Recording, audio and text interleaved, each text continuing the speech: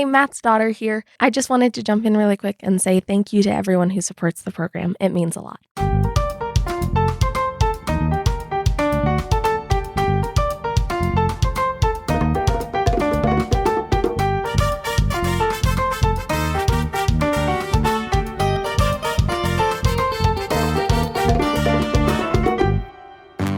Old man rant inbound in 3, 2, no, I'm going early. I think Google Maps are kind of a turd. And here's why I think that. It used to be that you had to figure out where you were going, and there was a little bit of mystery and a little bit of adventure to things. And when you traveled places, you didn't know what it was going to look like. You didn't know what it was going to feel like. And how you would get there was something you had to solve. You had to figure it out.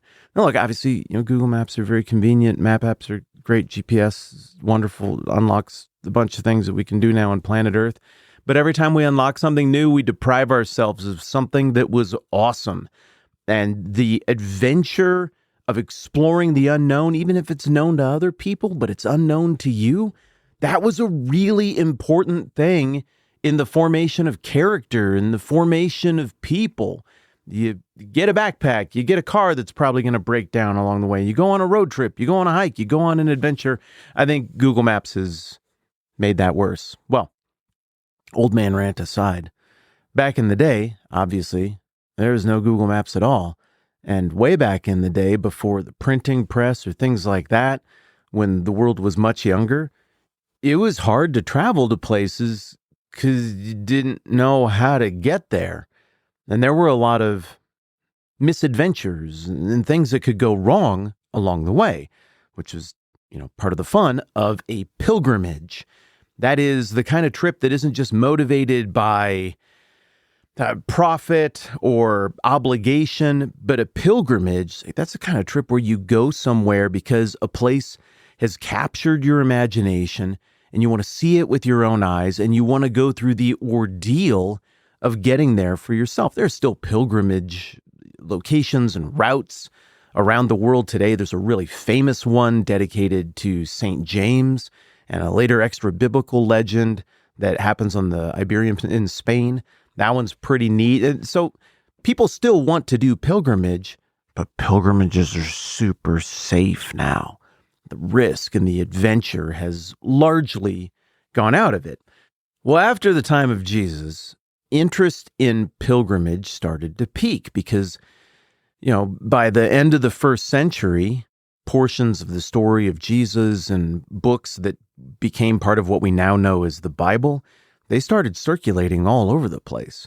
Before we even get out of the time frame that is the Bible, Christianity has gone to the ends of the earth. Remember, that was the plot arc of the book of Acts. Hey, Jesus, we're pretty mad that people crucified you and we're your disciples. Well, almost all your disciples. One of us kind of split in half, hung himself from a tree. It's another story, but most of us are still here. And then it just seems like now would be a great time for a reckoning, to call it all in and to square up all the accounts and everything. And, big paraphrase there, but Jesus' reply, which is not a paraphrase, is, "It's not for you to know the time or the dates that the Father has set by his own authority, but you will receive power when the Holy Spirit comes upon you, and you will be my witnesses in Jerusalem and in all Judea and Samaria and to the ends of the earth." And that's the plot arc of the whole New Testament up until Revelation, which is, of course, the Summa Theologica of the entire Bible. All of history, all the story arcs, all the everything are completed there in the final work of Christ and the final redemptive realization moment of God. So we're not in Revelation yet in terms of life. We're still in the age of the church, the same place that the people in the New Testament were after Jesus. And it's spread all over the place really fast. The last couple seasons we did on Galatians and Philemon talk a lot about that spread and how quickly it happened. Well, imagine you're somebody who hears about this. Your entire life is changed by it. Everything finally makes sense, comes into focus. Your local pagan gods that are just carved out of rock and have never done a dang thing. You're like, look, I play along with that. I do like a little pinch of incense or sacrifice a little thing at this little hut or whatever. But I know it's nothing. I know it's just kind of civic, ethnic pride. But all of a sudden along comes the message of Jesus, and you see the miraculous work of the Holy Spirit. And you hear the story and the theology of how the Old Testament ties into Jesus and everything. even from nature, points to Jesus, but you live in, say, Gaul. Gaul is modern day France. Or say you live on the far side of Gaul in historic Aquitaine, Gallia Aquitania. That's a long ways from where all the stuff in the Bible happened.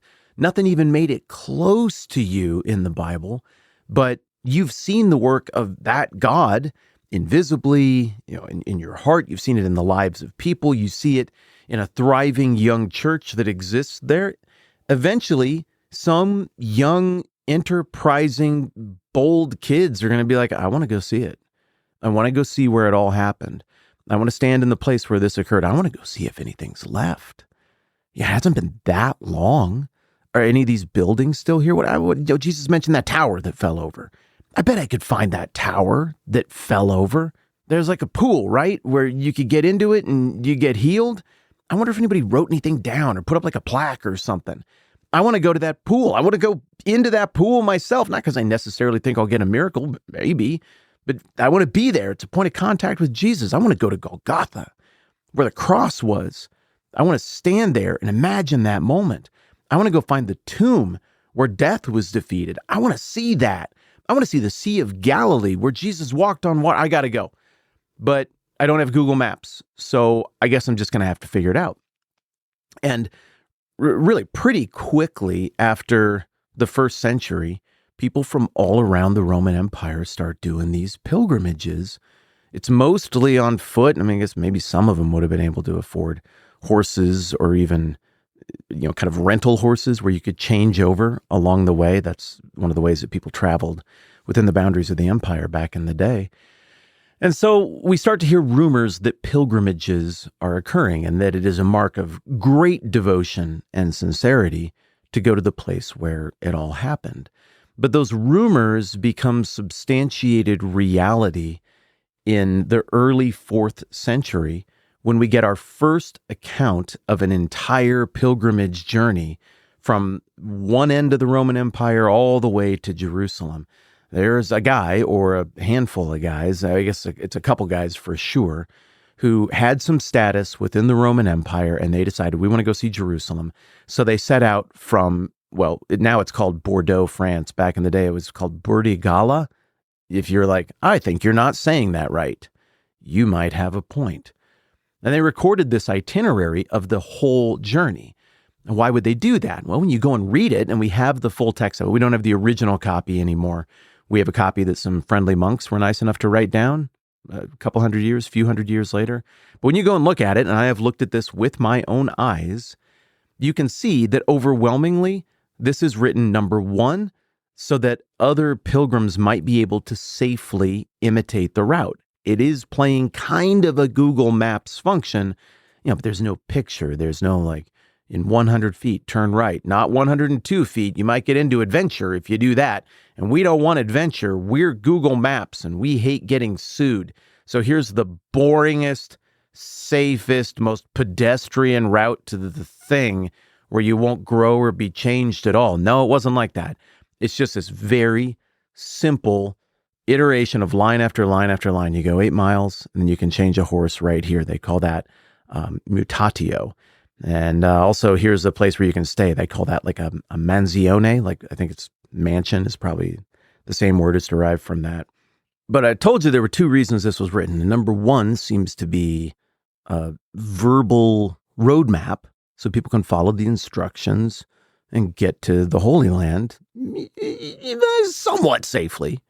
But then the second reason this is written is to give you an account of what you will find when you get to the Holy Land.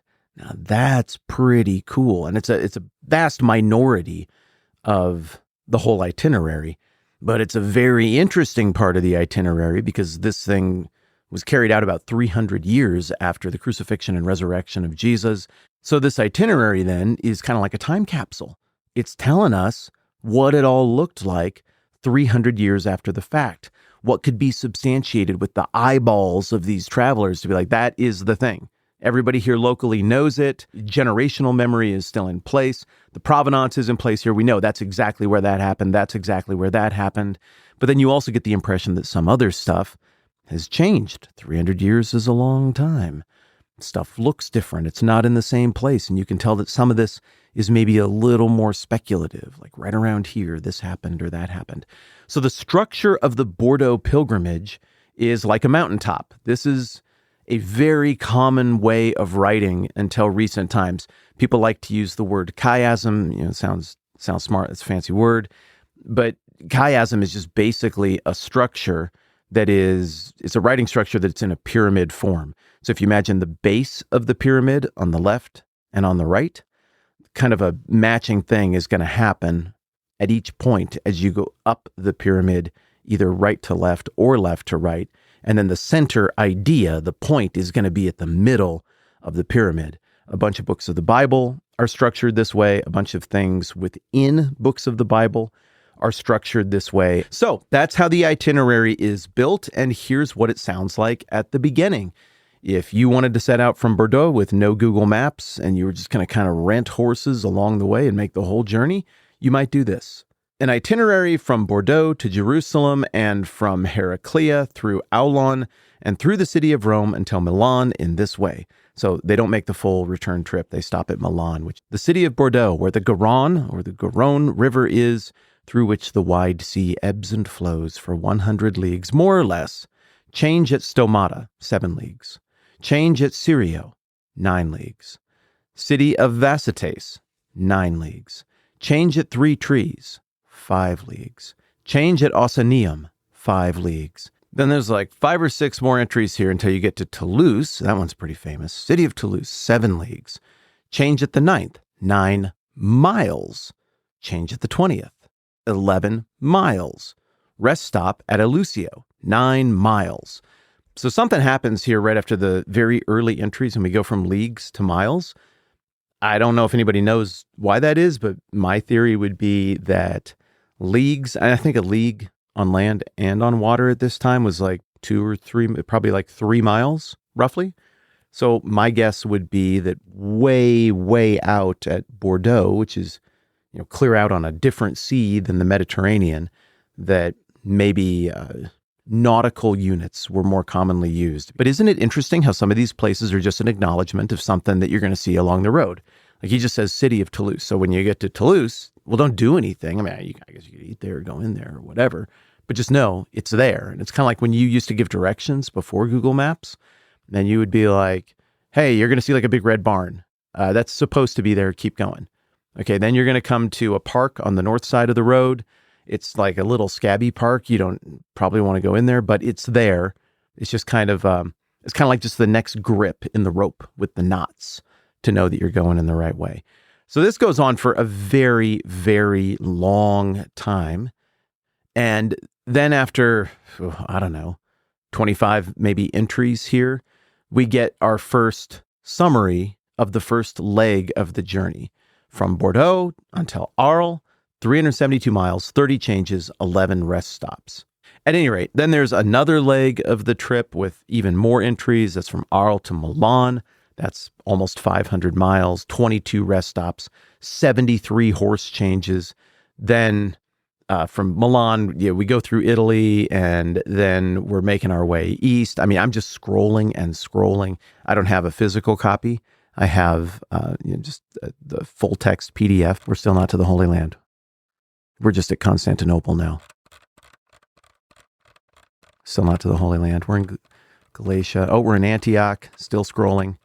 Boom. There, we finally made it to Bible stuff. That's forever. There are so many entries, and obviously I'm not going to give you all of that. So we make this big, long trip, and we get all the way to the Holy Land. My friends, this stuff stirs my blood.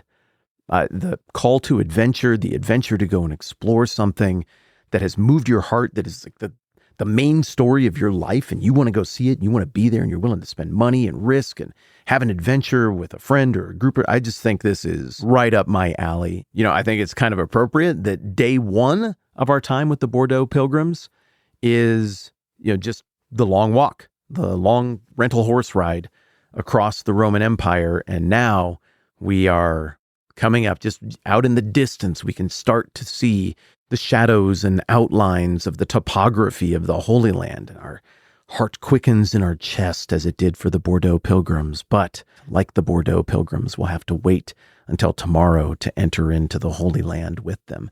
So tomorrow we'll pick up where we left off and we'll see what they found. We'll see what was still there. We'll see what local legends and stories were still present 300 years after the time of Christ when they made their entry into the historic Holy Land. All right, that's good for now. I'm Matt. This is the 10-Minute Bible Hour podcast. Let's do this again soon.